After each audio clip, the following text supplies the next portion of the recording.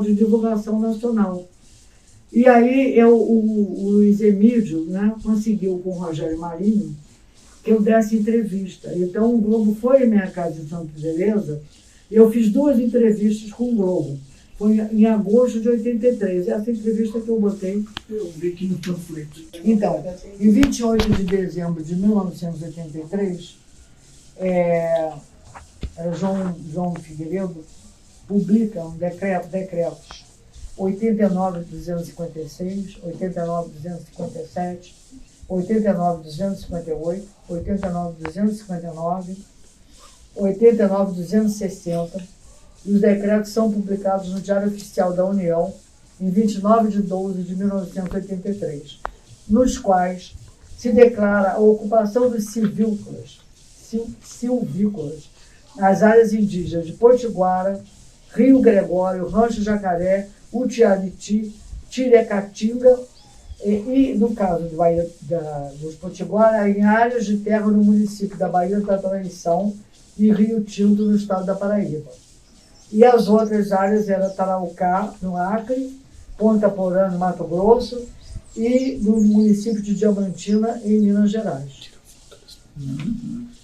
Mas o decreto relativo aos Potiguara era o decreto 89.256. Então, esse era, então, o presidente da FUNAI, Otávio Ferreira Leal, que já não era mais o Paulo Moreira Leal. Aliás, ele também tinha o nome de Leal, mas não era tão Leal. Documento ali. Daqui lá. Era da família? Dessa carta. Se eu tirar foto desse documento. Era.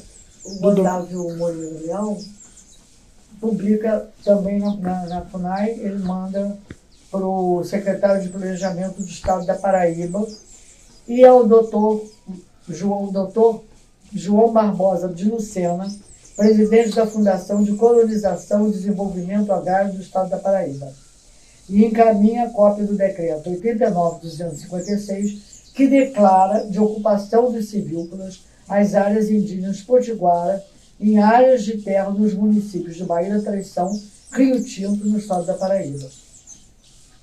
Muito bem. Em princípio, era um reconhecimento, pelo Isso menos... foi a demarcação ou não? Isso é apenas Não foi. Isso é em 83, dezembro. Dezembro. Esse decreto, aquilo que eu falei, foi uma arma de 2 gumes, porque esse decreto, ele, na verdade, ele reconhecia, pelo menos, o direito dos índios. Era um avanço daquilo tudo que tinha sido questionado pela FUNAI, pelo tal de Ismael Maria Falcão, que não tinha... Era um avanço, só que ele dizia, baseado em todas as reuniões durante o ano de 82 e 83, da FUNAI, Governo da Paraíba, INCRA, Ministério do Interior, Conselho de Segurança Nacional, que acabam decidindo que ao invés de ser 34, porque aí os índios tinham demarcado uma área de 34.500 hectares, era 20.000 hectares.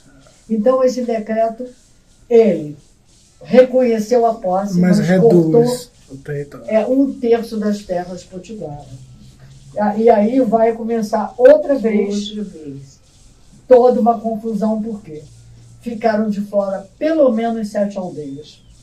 Então, em 84, eu recebo uma carta do Vicente Carelli, que era uma pessoa que ajudava muitos indígenas aqui, me pedindo documentos que era para instruir o mandado de segurança que o Dalmo Dalari ia levar ao Supremo Tribunal em favor dos índios potiguara. Isso é uma coisa importantíssima, porque o Dalmo Dalari entrou com esse mandado de segurança e os documentos que o Dalmo Dalari cita, principalmente, é o relatório, com o encaminhamento do relatório, a conclusão do meu relatório, a afirmação da imemorialidade da ocupação e o parecer do doutor Afonso, que dizia do direito inalienável e inquestionável dos índios. É isso que vai, vamos dizer, alimentar o mandato de segurança. E o que está rolando no país nesse momento? Já é 84, já está na época das diretas já, as coisas já estão... Por trás, assim, aqui no território, tinha alguém por trás desse movimento todo, eu falo, de questionar o jurídico, de tentar acionar a mídia? Era o pessoal ligado ao Vicente Carelli e ao Dalmo Dallari, eram as lideranças potiguara, que aqui eu tenho justamente nessa ocasião, em setembro de 84, sou chamada a Brasília, junto com a Isa Rogedo, que era também antropóloga, até o paletó tem documentação dela, para testemunhar a favor dos índios. Então, aqui tem a Severino, o tio Uré, deixa eu ver qual é a página aqui, 18, 16, 16, desculpa. Porque é muita coisa, sabe? A memória vai, mas para... assim, as coisas que a gente tem que falar, às vezes a gente não fala tudo.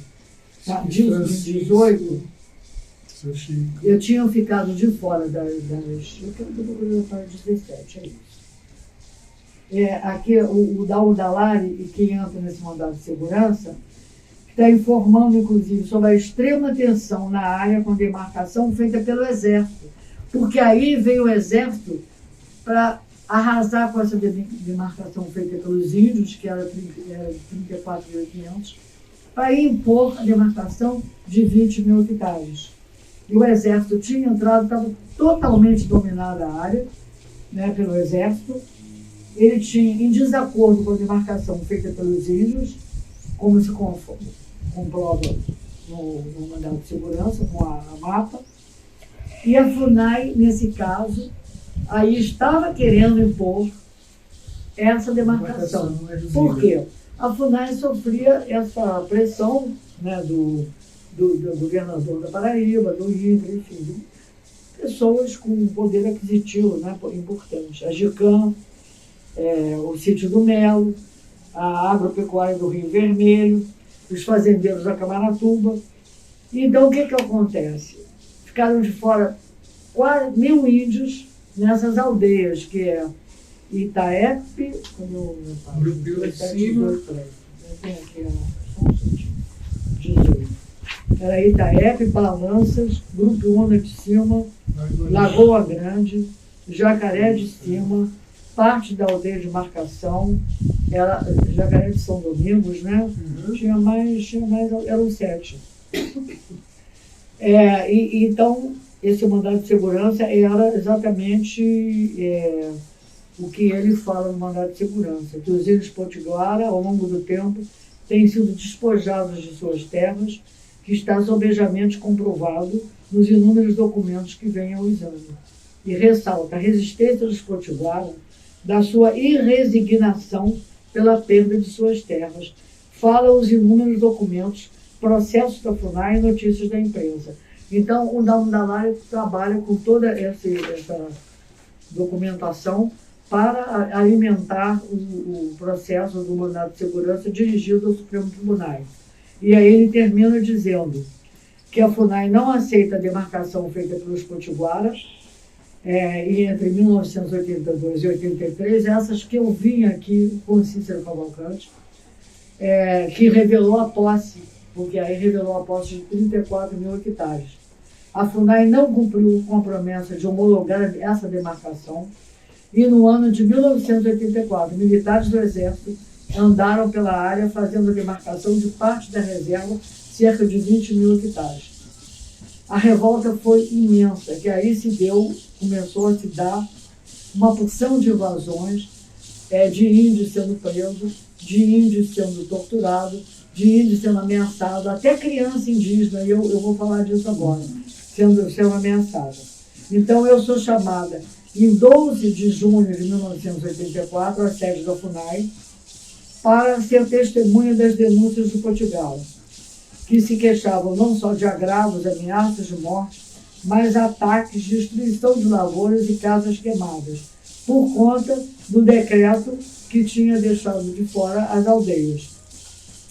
Então, eu sou testemunho do indígena potiguara Manuel Bernardes e Mário Cordeiro, da aldeia de Taé,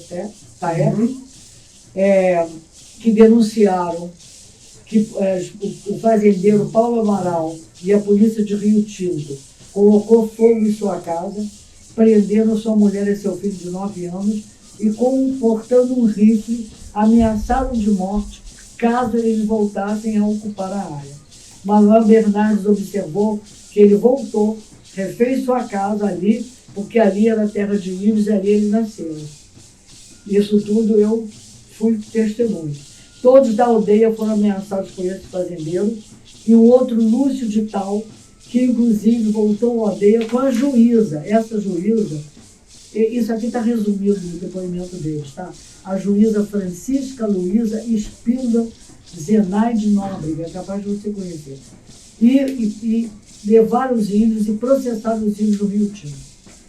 A outra declaração, também resumo, foi o potiguara Severino Fernandes da Silva, cacique da aldeia de São Francisco, que denuncia a invasão, ameaças, queimadas, destruição das roças, abate de árvores em área de reserva e preservação de várias aldeias.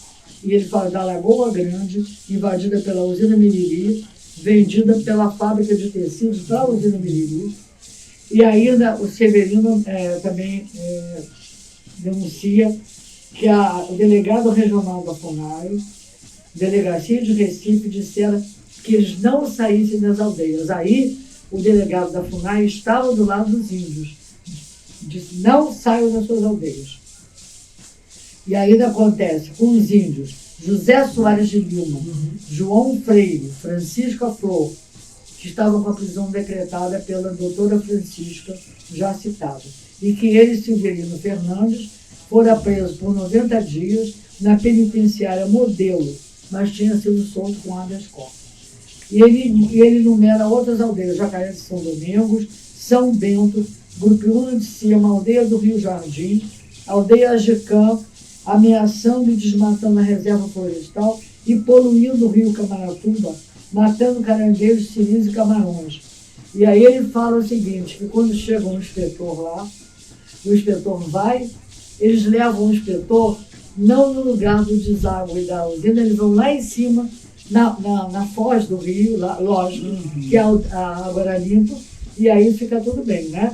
Ninguém vai lá para procurar saber. E ainda tem um índio Tiuré, que também, aqui eu não estou achando o documento dele, mas enfim, eu tenho esse documento também, que também faz a denúncia, uma denúncia enorme, nessa data, lá em 1984, e depois eu sou chamada para fazer um termo de declaração, que é coisa bastante ridícula, porque eu sou chamada para declarar que eu procedi a pesquisa do relatório da demarcação. Eu sou chamada para declarar para devidos fins que procedi a pesquisa documental histórico-legal sobre a área potiguara e levantei a extensa documentação que demonstra, indubitavelmente, os dois aspectos principais da ocupação dos potiguaras. Que esses índios ocupam essa área memorialmente há quase 500 anos, pelo menos, isto é, praticamente. Eu estou relendo uma parte da minha declaração. O mesmo período abrangido pela história do potiguara, do Brasil.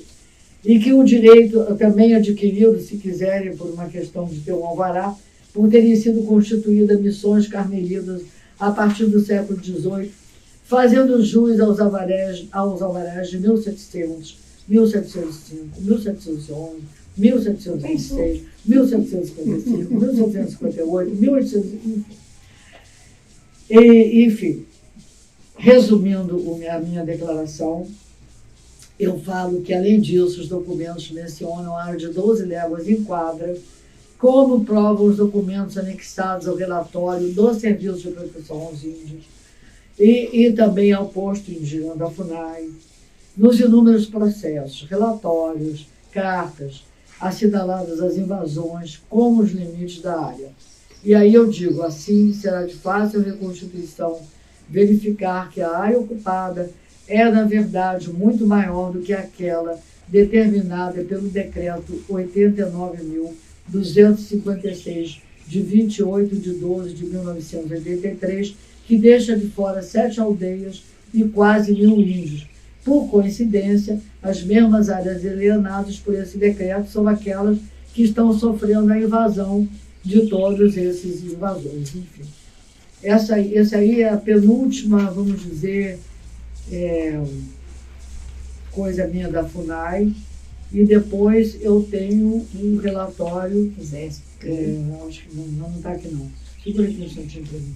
Só o relatório, diante de tudo isso, a FUNAI outra vez resolve me chamar, é engraçado, né? A FUNAI resolve chamar para a gente ir Pra dizer que a terra é indígena. Minária Potiguara, cadê o diabo do negócio? Minária É Potiguara.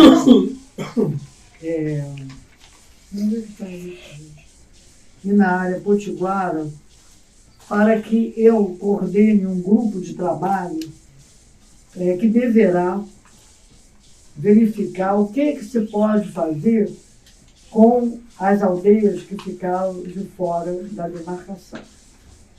E o que se pode fazer com as aldeias que ficaram de fora da demarcação é incluir a demarcação, né? Eu não estou achando aqui, gente, o outro documento, que é o documento último. É esse aqui, é esse aqui. É de setembro de 1984. Então, então, montado um grupo de trabalho, né, constituído pela FUNAI. Por isso que eu digo que eu posso recuperar pelos boletins da FUNAI as minhas idas e vindas, porque isso, sempre as portarias são publicadas, né? Eu não tenho todas por causa desse negócio de enchente, que eu já falei bastante, não vale a pena falar mais. Então, eu fui designada em 24 de setembro para coordenar um grupo de trabalho na área indígena, acompanhado de Cícero Cavalcante, que era sertanista, que tinha acompanhado esses trabalhos de demarcação, inclusive da demarcação feita pelos índios, um advogado que eu não sei quem é, tal de Dr. Moacir, o Aldo Menezes, que era o topógrafo, e o chefe do posto indígena. E aí a gente começou a fazer o levantamento na área dos marcos, principalmente dessas áreas que tinham sofrido essa deturpação, digamos assim, apropriamento indébito. E aí, esse relatório aqui, que é o que acompanha a minha demissão, que está no SNI, no Serviço Nacional de Informação, né, que foi liberado quando a Dilma abriu a Comissão da Verdade. Verdade. Uhum. Esse relatório, eu sou assim, acusada pelo chefe de posto indígena da época. Daniel Santana. Hein? Daniel Daniel Santana? Quem é o posto? Sim, da época. Da época. Eu fui acusada, primeiro ele diz que a doutora Tereza, numa linguagem muito áspera e quase deselegante, muito agressiva, porque eu comecei a questionar o lugar dos marcos na frente dos índios.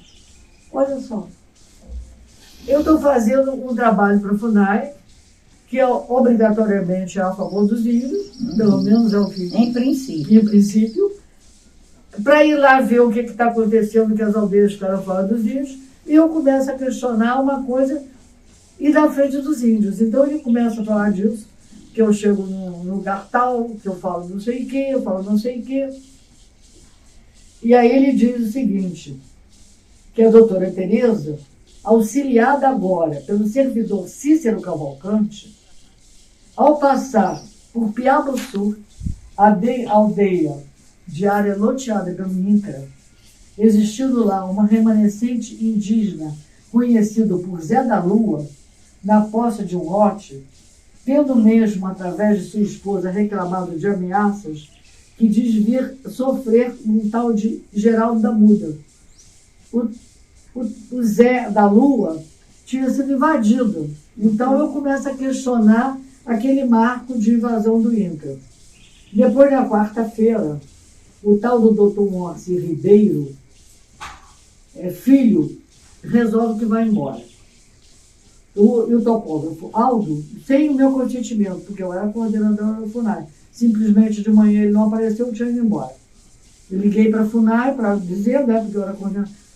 E aí foi assim, uma coisa de perplexidade, que eu não entendi bem qual foi a resposta, enfim.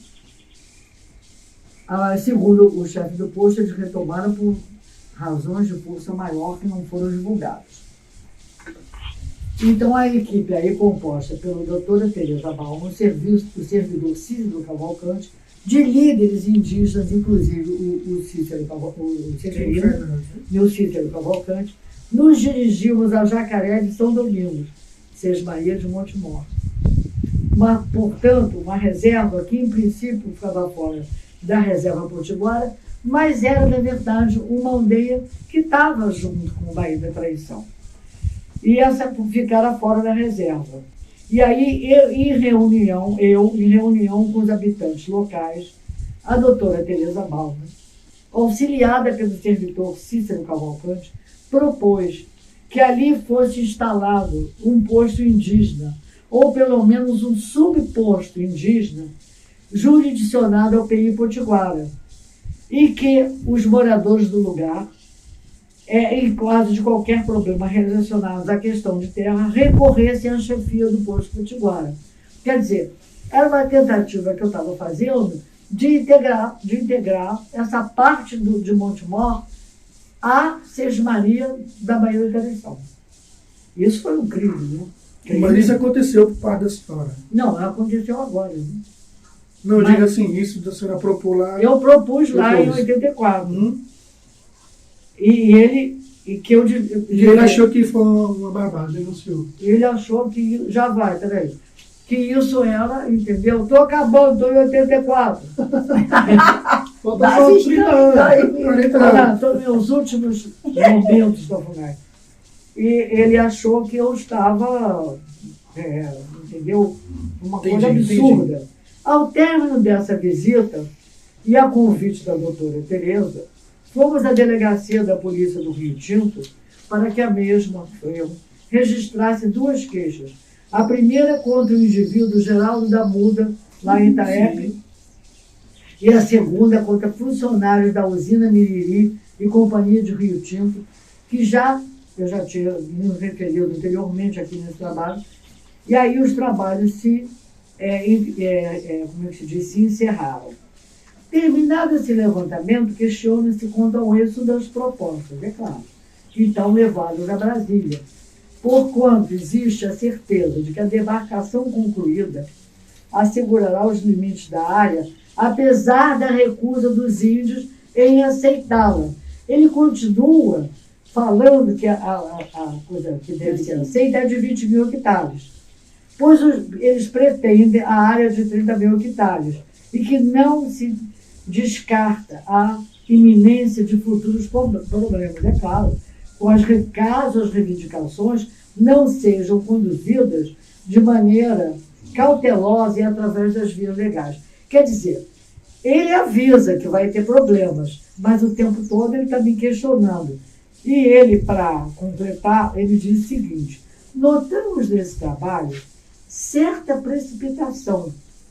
Ele fica, quando a doutora Tereza Balma, que diante dos índios, teceu comentários de modo bastante crítico contra o decreto demarcatório, aconselhando-os a ocuparem o mais breve possível as áreas excluídas e que já estão sob ocupação de terceiros, solicitando, inclusive, ao final, um abaixo-assinado dos índios de todas as aldeias, constando reclamações dessa situação, cuja maneira de agir da referida doutora, sou eu, supõe-se não corresponder exatamente com o que previu a portaria que instituiu a comissão para a realização desse decreto.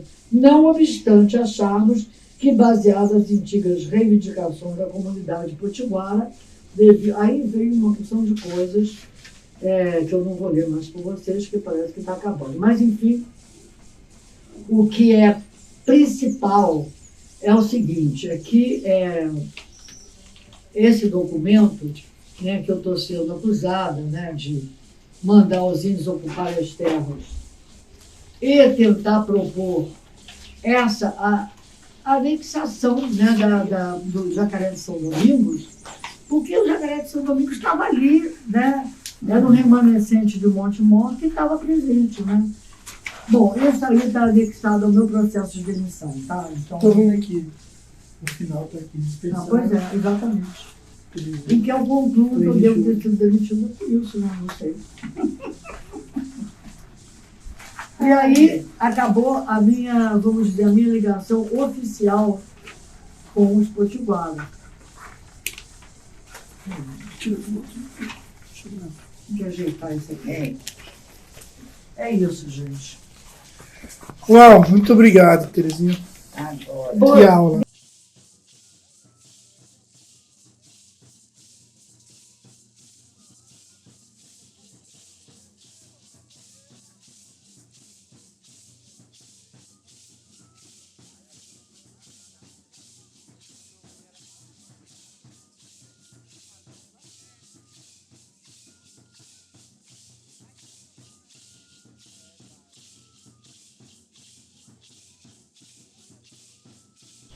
Ele tinha respondido a um processo dos invasores que tomavam conta do sítio do Melo, pedindo Fazenda Maria de Melo. para deferir e reconhecer que a terra era deles, do pessoal do sítio do Melo. 4 dias antes ele fazia o parecer, quer dizer, agora fazendo o levantamento fazendo o levantamento dos processos, que eu vejo, olha, como ele era ardiloso. Ele já respondeu o processo do sítio do Melo. Então eu vou ler isso aqui para vocês. Vocês querem que eu leia? Por favor. É um deferimento de pedido de certidão de Ludovino Maia, substituído por Erasmo de Almeida Castro, no sítio do Melo. E aí eu escrevo aqui dentro. Esse processo foi liberado poucos dias antes do Ismael Marinho Falcão encaminhado o seu parecer sobre os potiguaras. Esse chefe constrói uma narrativa apoiada em dados falsificados. Ele se refere aos trabalhos de pesquisa que estavam sendo realizados por técnicos do IGPI com o objetivo de definir a dominialidade das terras que estavam sendo reclamadas como de ocupação indígena no município de Baía da Traição. Os invasores, os Estavam indígenas. sendo reclamados. É. Afirmando que a área objeto desses autos, que é o caso do sítio do Melo, totalmente encravadas na reserva indígena potiguara. Os argumentos do advogado do FUNAI para deferir a petição dos pretensos proprietários do sítio do Melo estavam baseados em premissas falsas que desde o século XIX já não existiam aldeamentos na Baía da Traição extintos pela lei de 1850, que determinava que as terras de índios que não mais viviam aldeados fossem consideradas devolutas, que não era o caso hoje. Lei que não se aplicava de modo algum aos potiguaras da Baía da Traição, pois ali estavam os potiguaras do século XIX, conforme as provas documentais. E, na atualidade, protegidos, entre aspas, pelo PI Potiguara, existente na área desde a década de 1930, instalado pelo Serviço de Proteção aos Índios. Resumindo a conclusão do advogado Falcão, agora entre aspas, se domínio indígena houvesse nos dias atuais sobre as terras da Baía da Traição, evidentemente estariam nulificadas por toda e qualquer manifestação de domínio externado pelo Estado ou particulares índios. Entretanto, tal não ocorre, pois o domínio indígena, se existiu algum dia, olha só, feneceu de modo fulminante a partir da edição da Lei de Terras de 21 de outubro de 1850, reafirmada pela Lei Provincial de 8 de novembro de 1875. Feneceu de modo fulminante, ele fulminou. Isso é o processo que ele defere o pedido do sítio de Melo, 4 dias antes do que ele vai apresentar como parecer para a FUNAI. E aí eu queria ler só a conclusão. E aí eu acho muito interessante, quer dizer, revisitando tudo, que eu vejo, né, que você vê as artimanhas, os bastidores do FUNAI, né? Se eu estiver cansando você, Se você não estiver cansado. eu não estou cansada. Eu estou só com sede um pouquinho. Dia 24 de 8 de 1981, ele encaminha o relatório ao chefe da regulação dominial à divisão fundiária. E aí a conclusão dele é assim: frente ao que se demonstra, inexiste em terras indígenas, tal como conceituadas pelo artigo 17 do Estatuto do Índio, no estado da Paraíba, do mesmo modo como no município da Baía da Traição, a dominialidade que se quer invocar também não existe. A Sesmaria de São Miguel da Baía da Traição, a falta de provas suficientes não existe, embora o mesmo não se possa dizer quanto a invocada Sesmaria de Montemor, que, como visto, não era só uma sesmaria, mas várias sesmarias individualmente concedidas aos índios que ocupavam em seus pequenos tratos de terra estes que, determinação de alvará imperial, foram titulados com áurea uniforme de 62.500 braças quadradas cada um.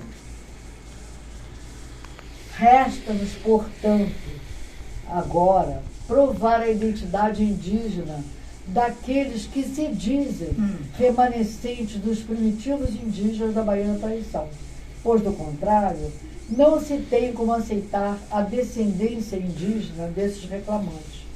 Tal verificação torna-se fácil, mercê do excelente trabalho realizado pelo engenheiro Antônio da Justa Araújo, juiz comissário das terras, encarregado de promover a medição e demarcação das terras dos índios e responsável pela regularidade fundiária das ocupações então existentes nos municípios de Alhanda, Conde, Jacoca e da Baía da Traição, como se pode constatar na lista abaixo.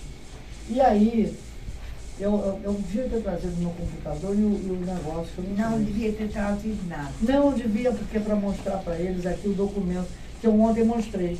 Aí o que ele faz? Ele mostra, ele copia a lista, não sei se eu botei aqui o rascunho. Ele copia a lista de Montemor, feita cuidadosamente pelo engenheiro, e que tinha o título Mapa das Terras dos Índios de Montemor. Ele substitui esse título e bota assim, Mapa das Terras dos Índios da Baía da Traição, individuais.